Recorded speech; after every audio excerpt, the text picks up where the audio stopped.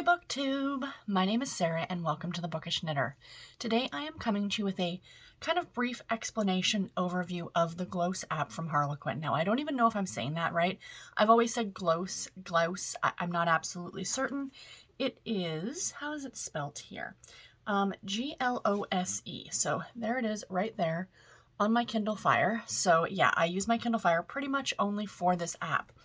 But like I said, I wanted to do a very quick overview of this. A lot of you have requested that I talk about it because you're unfamiliar with it. I'm going to actually start off with talking about the Harlequin website itself in a way, and ebooks and how you purchase them and things like that. I've gone over all of this in another video, but I thought I would give another brief explanation for those who might be newer to my channel. The other thing is that I'm not absolutely certain, because I'm in Canada, but I'm pretty sure this is North American only. So my friends in the UK and overseas, this probably will not apply to you. I don't know. I don't know whether or not you can actually sign up for the harlequin.com website, whether you can get books, whether you can download. In my opinion, it's an app online.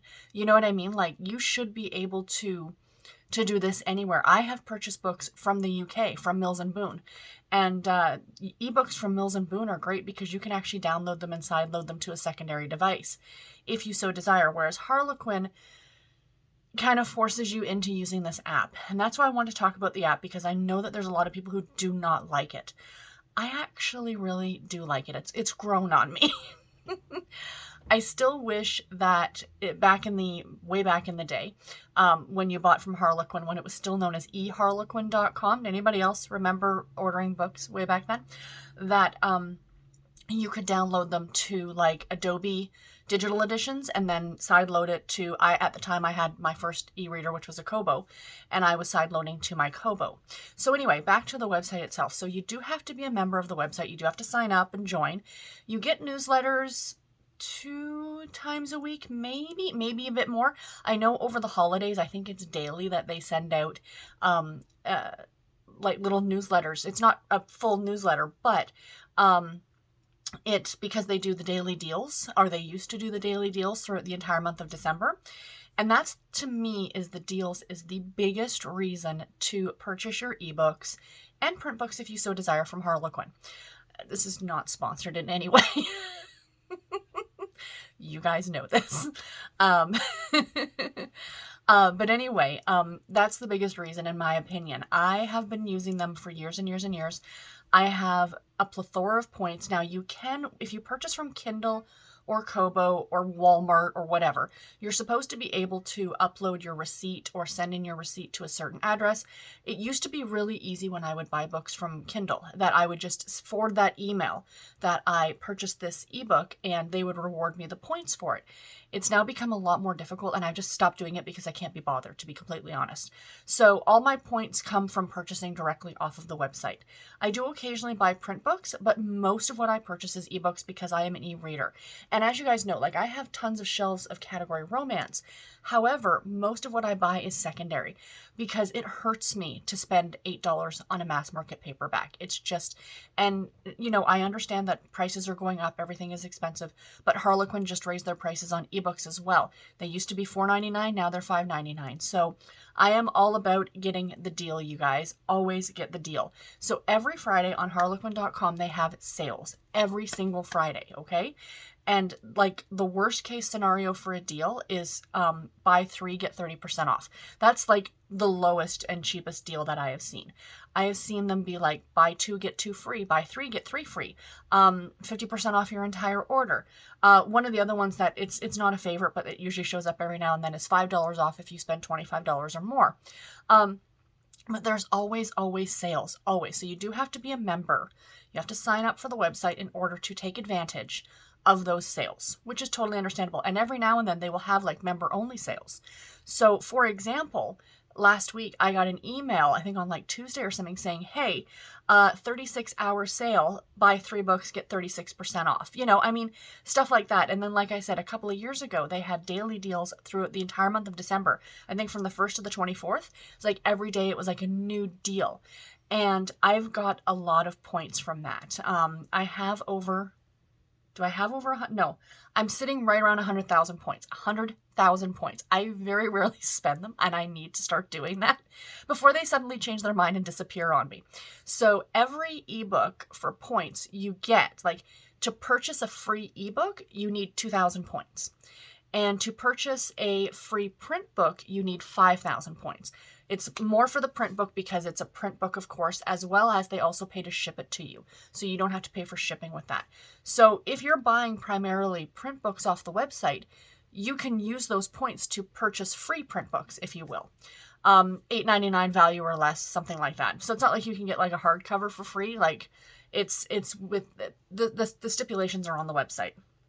So anyway, I buy a lot of ebooks. Now, I've also been buying from them for probably a decade.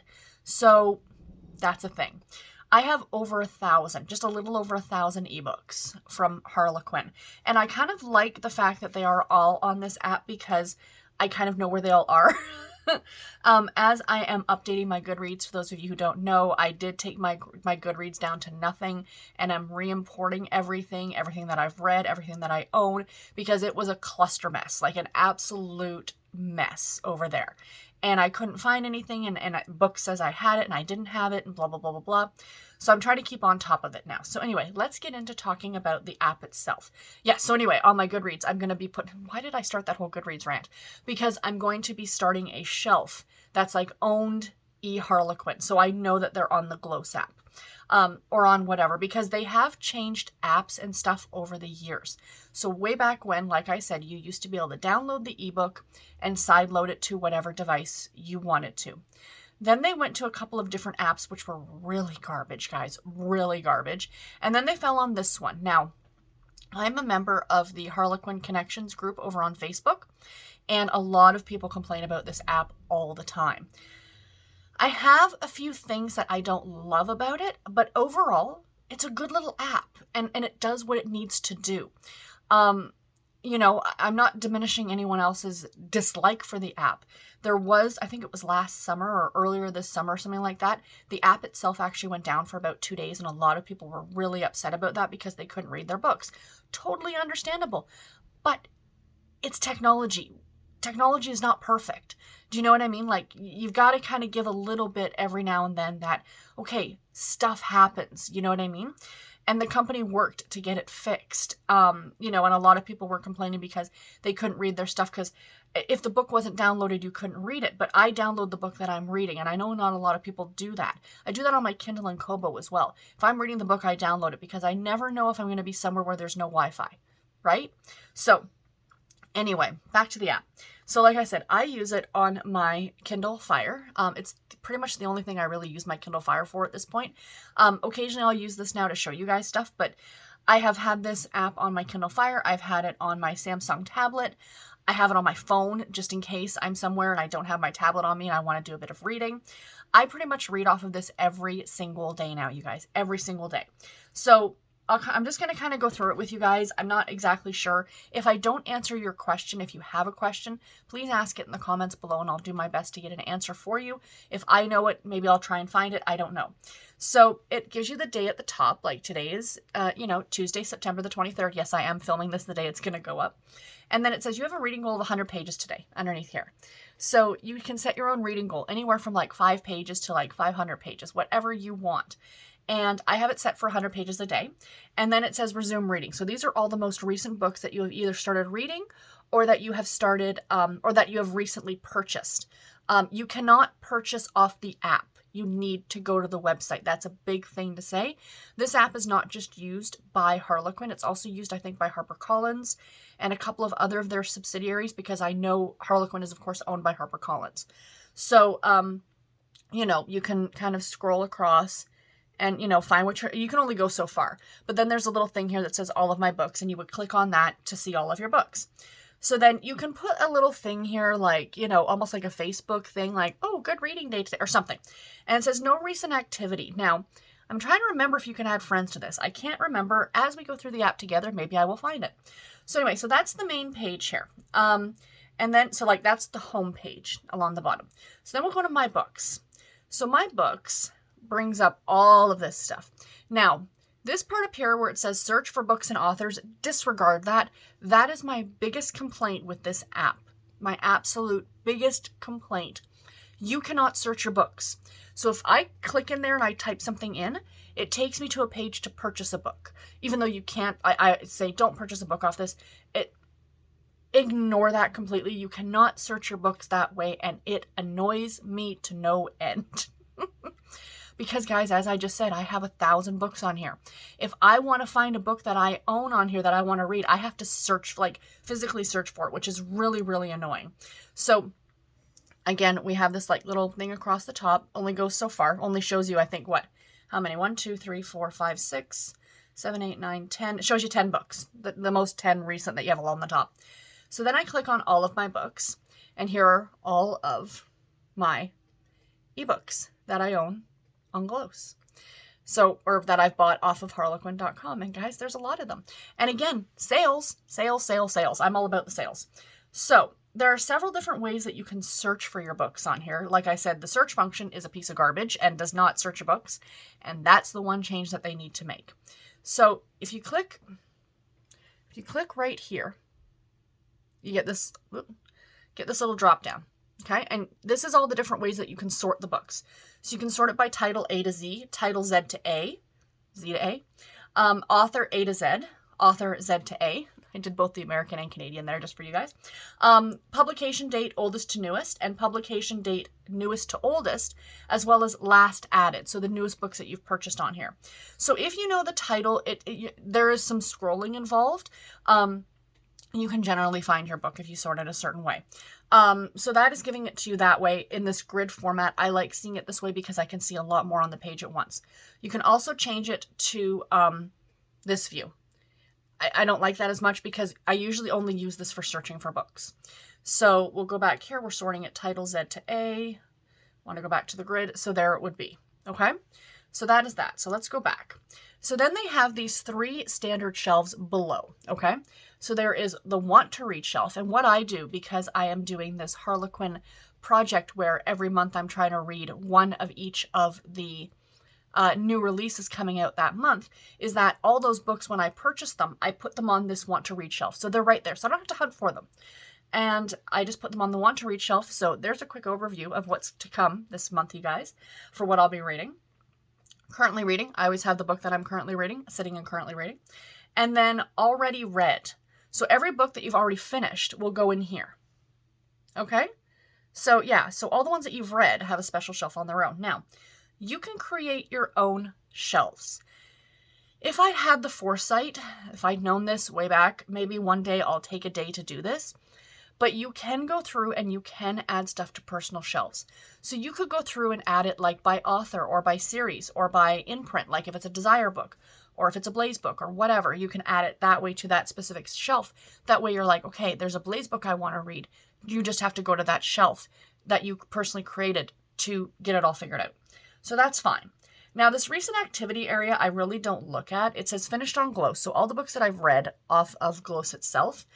In common with friends, again, I don't know where to find the friends thing because I would love to add you guys to this if we could. Recently opened, recently seen, bought on Glose, saved articles, uploaded, because you can upload books to this. I don't recommend it. I tried it for something and it was a cluster mess. So yeah, so that is that part of it, the My Book section. Then comes the Explore section. So this is an area that I don't look at. This is like where you can like look at books like Barack Obama's favorite books. Again, this is mostly, I think, from HarperCollins. I've never really looked at this. Next up, we have statistics. So this is kind of fun. For those stats nerds like myself, again, 100 pages goal for the day. And it says reading statistics and contributions. So that's my goal, is that green or that blue line. And then this is what I've done. This was Monday. No, this was Sunday, and this was yesterday, Monday. And then it says, you scroll down a little bit, and it says steadiness, and for September. So I don't know if you guys can see that, but if you can see the check marks, that's the days that I hit my goal. If you see the numbers, that means that I read that day, but I didn't hit my goal that day. And then you go down and it says your current streak. So my current, oh no, I didn't read those days. My apologies. My current streak is 15 days. I've been reading for 15 days straight on this app. My longest streak was 35 days. My reading goal achieved 153 days. 345 days of reading in total. Days of glossing, like they say, days that you've had the app downloaded, is 502. So my consistency is about 36%. And then it goes down here to contributions. So it says 959 days since I signed up. 19,588 pages read, over 107 books, 194 hours of reading time. I made 1 note, 2 highlights, 2 reactions, 1025 new books. So those are all the books that I have. 9 bookstore visits. I guess I was just clicking on it for funsies. And 174 book reviews. So that is that. That's kind of fun. Again, it's mostly for my stats nerds friends. You will appreciate that. And then the menu section, account settings, application settings, download books, import an ebook. Again, just stay out of that completely. It's not worth it. So back to my books, let's show you guys an actual book and how the reading experience looks on here. So when you click on a book, this is the page that you're going to get. So your cover's going to be up here. It's got a little green check mark, which means it's been downloaded. I have it shelved under reading. You can change that. So if I click on that, it gives me these other options down here. Sorry for the glare, you guys. You click on resume reading to start reading it again. And then it kind of gives you a little overview, a little summary of the book, publication date, other books from this author, you know, if you really liked this book itself. What did I just see there? Oh, nothing. Sorry. And then when you're done the book, they have this rating area. So you can click on it. Now it gives you 10 stars. So what I do, because most of us rate in a 5-star rating system, but I do half stars. So if like a book was 4.5 stars for me, I'll give it a 9. Does that make sense? And then up here is what other people on the app have rated it. So this has been rated a 10-star already by somebody, which is pretty freaking fantastic. So, and you can also post a review. Click on there, post a review. So if you click on resume reading, I'll show you guys what it looks like. So this is The Cowgirl in the Country MD by Catherine Mann that I'm currently reading. I'm on chapter 9.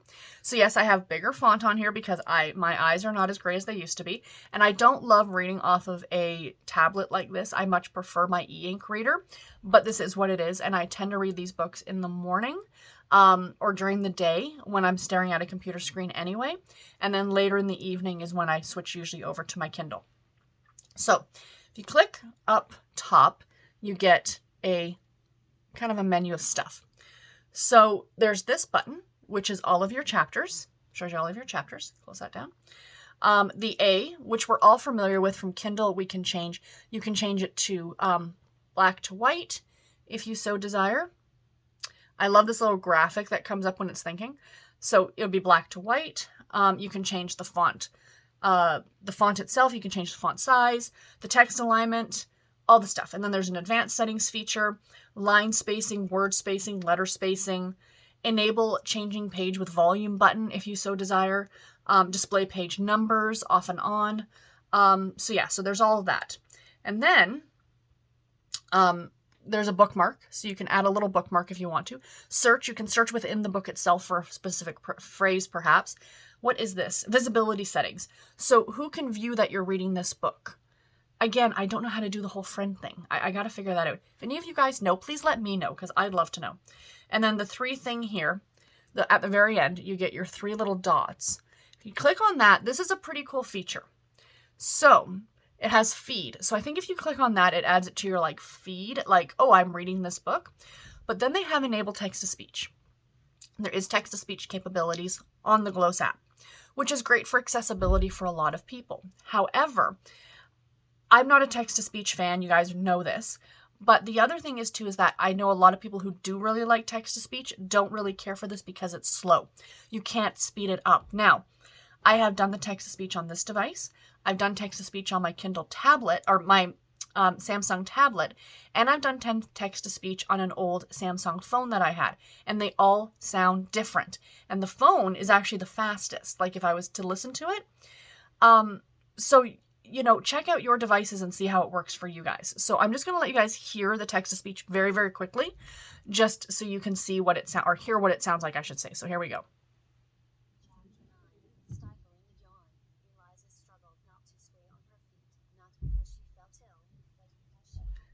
Pretty standard text-to-speech sound for most things. I hope you guys could hear that.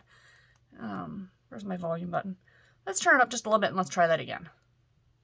Chapter 9. That's better. Stifling a yawn, Eliza struggled not to sway on her feet, not because she felt ill, but because she hadn't had even a free minute since she rolled.